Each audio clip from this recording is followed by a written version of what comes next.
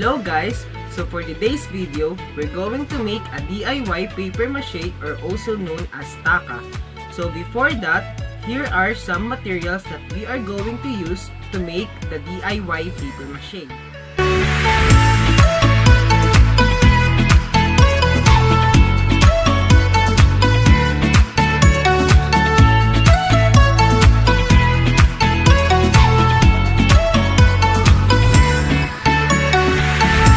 For the first step is you need to create the form.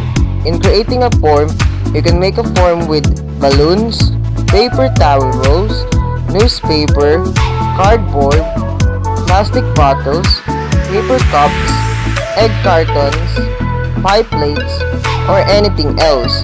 But the form that I made is the elephant toy, and it had provided a base in creating my paper mache.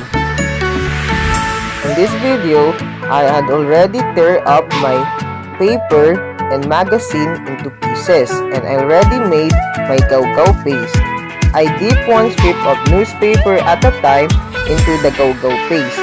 I run the strip between my two fingers over the paste bowl to remove the excess paste, and I place the strip on the elephant form and smooth it down, and I continue laying the strips over the entire form, overlapping and laying them in different directions.